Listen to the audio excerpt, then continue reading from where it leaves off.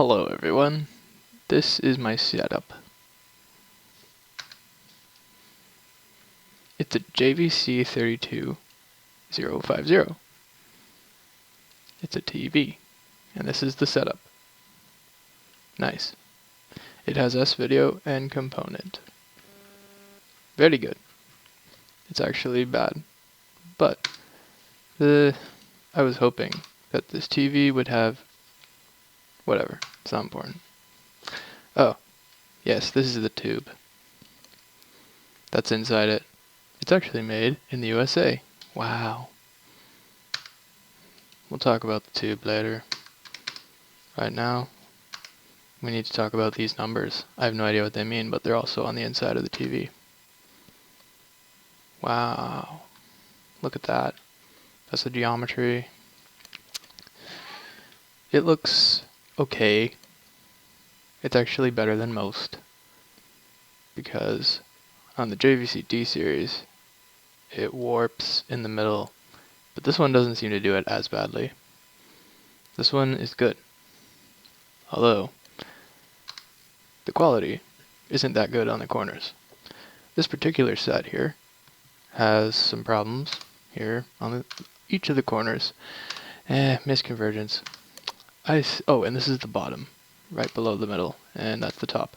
And this is the middle, so as you can see, it's not perfectly aligned. I suspect it's either due to just how the tube aged, or maybe it was sent like this out of the box. That would be pretty bad, but yeah. Whatever. CRTs, man. This is some stuff here. Look at how bad that is. Oh my gosh. It's not that bad though, considering the size of the set. What else do I say?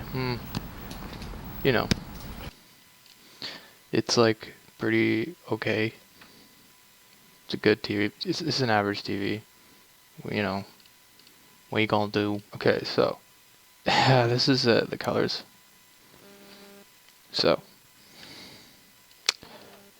they're okay. Actually, on this particular set, I had to crank the tint way up to get it to look like this, which is fine. In the photo, the green looks a little washed out. It's not that bad in real life. Yeah, so I think there's some like dyeing capacitors in it and stuff, so that's a problem, but you know, it's it works. Yeah. So if you change the capacitors, it'll probably make it look a lot better. Although the grayscale is fine. Ignoring the pink stuff, that's just my phone being my phone. So no, it's fine. The gray is good. It's actually, the colors are good. I set for magnetism seems to have caused a purity issue, something like that. It could be fixed with like new capacitors probably to get rid of this. And yeah, it's just like, I think this TV is suffering from dying capacitors, because no matter how many times I degauss it, it doesn't go away. Well, I don't have an official degaussing coil, so what are you gonna do? But you won't really notice it most of the time, especially when you're gaming. The colors are good. All the colors are like where they should be.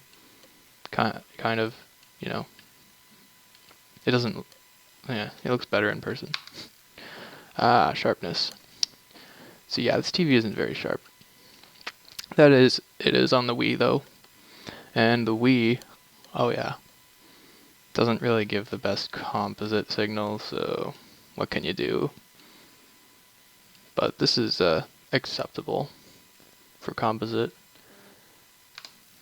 Near the edges, again, that misconvergence really messes it up, and it does lose focus a lot. This is the top right corner, and the bottom left corner, bottom right, bottom left corner. Yep, they're all pretty bad. Again, I think a capacitor would help with this. New capacitors.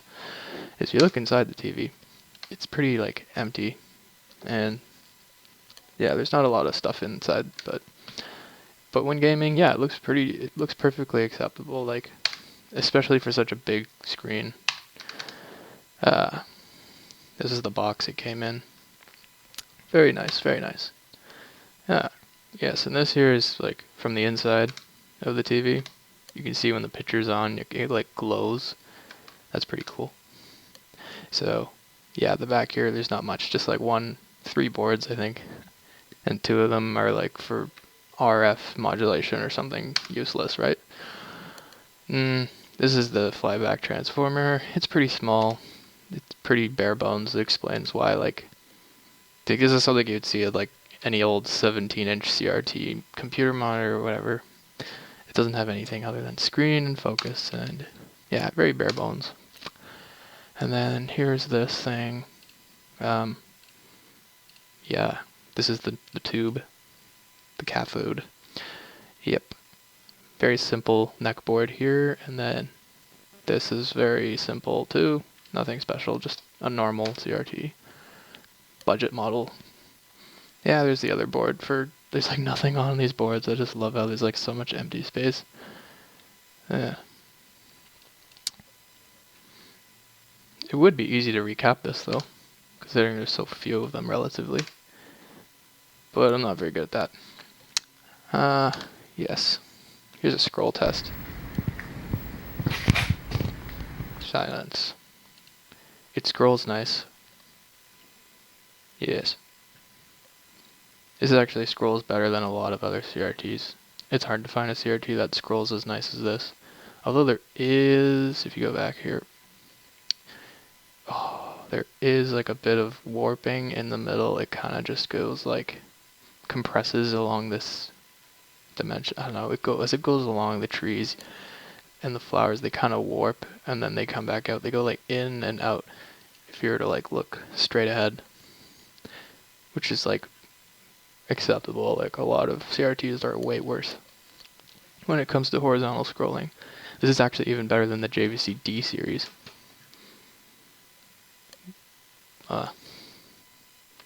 Yeah, the D series. It's like way worse. But the same concept, like the in the middle, it just compresses. It's so bad. And anyways. This might help you see it better.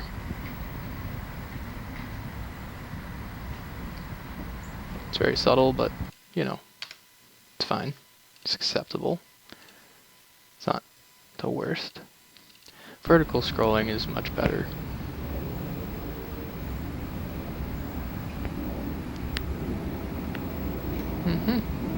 Scrolls pretty good. And yeah, so for the colors. The colors look fine. Very natural. Very satisfying colors. It's a good TV. Yeah, you can get scan lines and stuff. Oh yeah. Pretty good. Pretty good.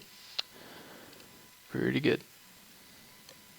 Yeah, so if you turn the picture all the way down, you get more scan lines, but this TV isn't really like a scan line TV. I guess if you were to like sit in a dark room, it would, yeah, like those are some pretty good scan lines. It gets way sharper when you turn the picture all the way down. I was having it up like at a quarter, and then if you put it to like half picture, it just dies. Anything higher than half picture, it just absolutely dies. This TV can't handle it probably because it has dying capacitors and stuff, but it just looks awful. Anything higher than a quarter. But yeah, it's like pretty good TV though. Honestly, the geometry is the most important thing. Like when judging the quality of a tube, like if only the JVC D series had this like scrolling.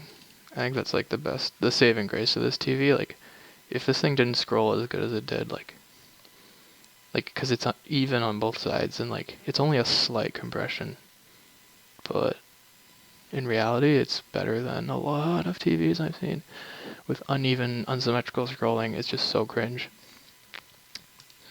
And the colors look really natural too, despite it being composite. I imagine it would look way better on S-Video, but you know, it's a good tube. I put this tube in this CRT. It's a solid. Yeah, I'm just running a modded Wii. Yeah, it's like a B tier CRT. It's good, but nothing special. Low B tier, just average. It doesn't, that's the thing, it doesn't mess anything up. It just does, but it does everything average. It's not sharpest, it's not the most colorful, it's not the, it's just average. This is everything a CRT should try to be, at least. This is like, just does it. The bare minimum is just average. Nothing. Anything worse than this is like going in C tier. Because I like, the geometry is really good on this. Better than like Trinitrons. Despite like having these like corner problems, that's just like, can be adjusted if you're autistic enough to bother. But like when you're gaming, you're watching a movie, you really don't really notice all that much. It really, this is just nitpicking. Like, it's fine. It's actually fine. But it's not fine. But at least it's like uneven on all four sides. Like, it's like symmetrically uneven, if that makes sense. Yeah. And then yeah, I just like to calibrate it so that the lines, when you calibrate it, it like goes into like a ball, but you still see, I don't know, whatever. It's just how I calibrate it. Yeah, it's a good CRT. Alright, this is stupid. I'm out.